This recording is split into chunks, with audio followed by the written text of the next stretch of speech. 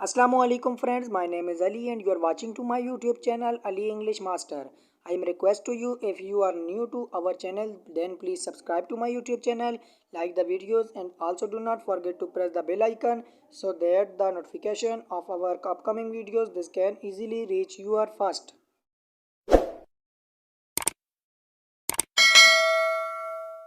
दोस्तों आज हमारा इंग्लिश सीखने का पहला दिन है। अगर आप इंग्लिश सीखना चाहते हैं तो मैं आपसे ये कहूँगा कि आपने इस वीडियो को फुल वॉच करना है। मेरा ये टॉपिक उन लोगों के लिए तो नहीं है जो पहले से इंग्लिश के बारे में थोड़ा बहुत जानते हैं, इसलिए वो शुरुआत में थोड़ा बोर ज़रूर होंगे, लेकिन जो अगली क्लासेस आएंगी वो इनको एंजॉय करेंगे।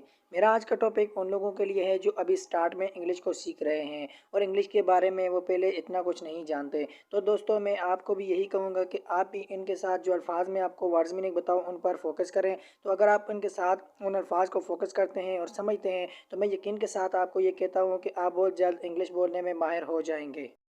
तो दोस्तों जब भी कोई ज़बान सीखी जाती है तो किसी भी ज़बान को सीखने के लिए 4 स्टेप को फॉलो किया जाता है, जिसमें पहला स्टेप ये होता है कि इंसान उस ज़बान को किस तरह से सुन सकता है, उसके उस ज़बान को सुनने की सलाहियत क्या होती है। और जो उसका दूसरा स्टेप होता है वो ये होता है कि वो उस ज़बान को किस तरह से लिख सकता है, फिर उसके लिखने की सलाहियत को देखा जाता है। उसके बाद जो उसकी ज़बान को सीखने का तीसरा स्टेप होता है वो ये होता है कि वो कितना उस ज़बान में कंफर्टेबल है, वो कितना उसको समझ सकता है, उस ज़बान को वो कितना अपने अंदर समझ सकता है। और उसका जो चौथा स्टेप होता है वो ये होता है कि वो उसको कैसे बोल सकता है।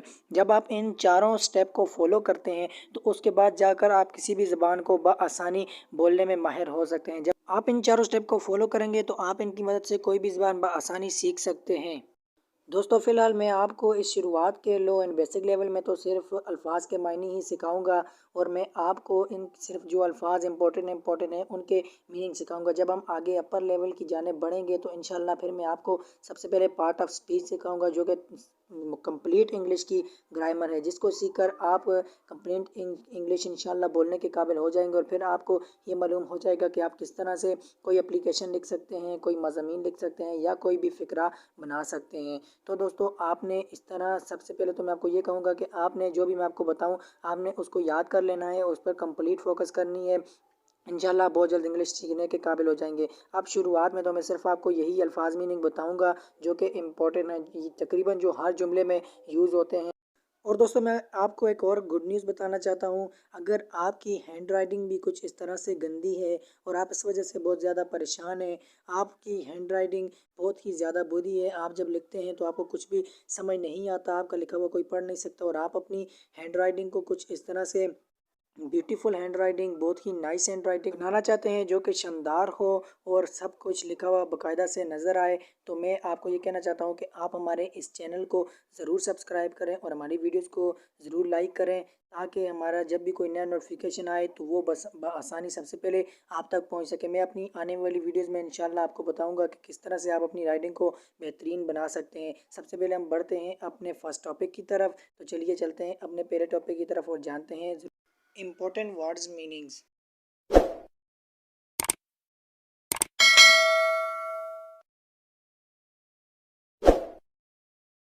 तो फ्रेंड्स आज हमारे पास ये हमारा पहला पेज है। मैं आपको अपनी इस वीडियो में 3 पेजेस बताऊंगा जिनको आपने अच्छी तरह से याद कर लेना है, उन पर कंप्लीट फोकस करना है अगर आप इंग्लिश को सीखना चाहते हैं।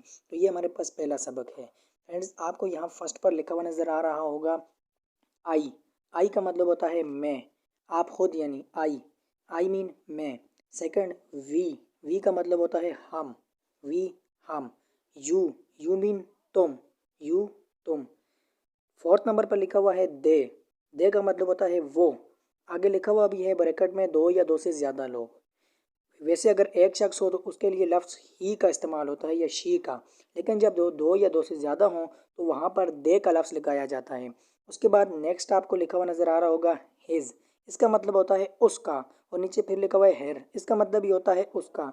इससे नीचे लिखा हुआ है देयर का मीन होता है उनका, और इससे नीचे लिखा हुआ है इट्स का मतलब होता है उसका। इस पेज में से आपने पहले जो फोर हैं वो याद कर लेने हैं और हिज का याद कर लेना है, देयर और इट्स। हेयर और हेज़ का मीन एक ही होता है। तो इनको आपने याद कर लेना है। इस पेज का आप स्क्रीनशॉट निकाल लें और इसको अपने पास लिख लें और इसको लाजमी याद करें। तो मैं उम्मीद करता हूँ आपको ये पेज तो समझ आ गया होगा। हम अब बढ़ते हैं अपने दूसरे पेज की तरफ।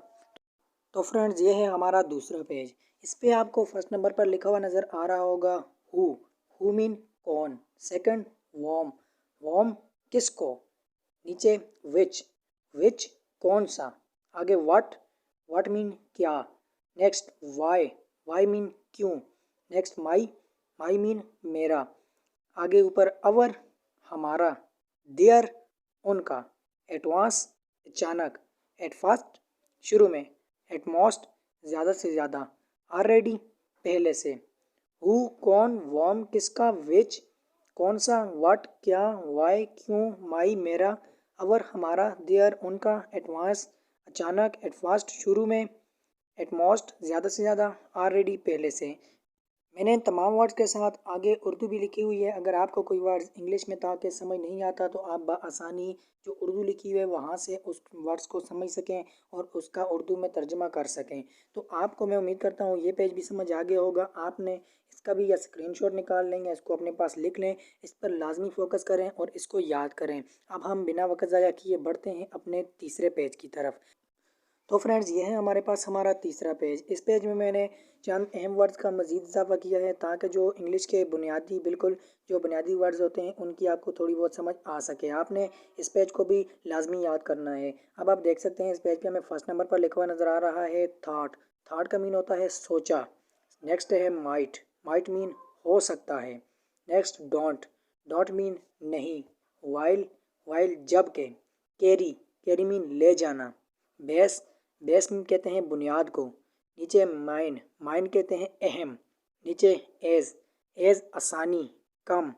ऑलवेज हमेशा। नेक्स्ट दोज वो ज़्यादा। पीछे मैंने आपको दे का लफ्ज़ भी बताया था। इसके लिए दे का लफ्ज़ भी यूज़ होता है और दोज का लफ्ज़ भी यूज़ होता है।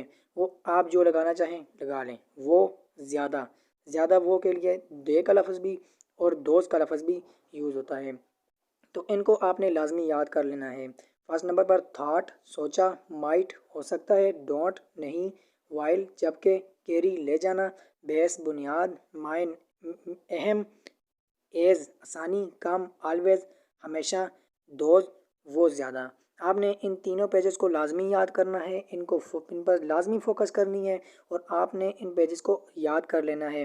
जब आप इन पेजेस को याद कर लें तो आप इंग्लिश के बुनियादी वर्ड्स मीनिंग को याद कर लेंगे और फिर आगे जो नेक्स्ट जुमले हम बनाएंगे उनको बनाने में आपको आसानी होगी और किसी मुश्किलात का सामना नहीं करना पड़ेगा।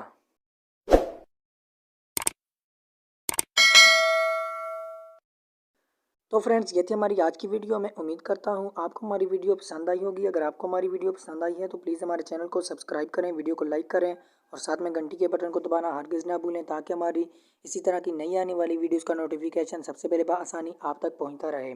तो फ्रेंड्स जो मैंने आज आपको वर्ड्स मीनिंग बताए हैं आपने इनको लाजमी याद करना है। इन पर ज़रूर फोकस करनी है। अगर आप इंग्लिश को सीखने में शौक़ रखते हैं तो आपने इनको लाजमी याद कर लेना है। यही इंग्लिश के वो वर्ड्स मीनिंग होते हैं जो शुरुआत में ज़रूरी होते हैं। और अगर आपको किसी चीज़ की समझ नहीं आई तो आप कमेंट में मुझसे ज़रूर पूछ सकते हैं। फिर मिलेंगे एक नई वीडियोज़ के साथ। तब तक के लिए अपना बहुत सारा ख्याल रखिएगा। अल्लाह हाफ़िज़।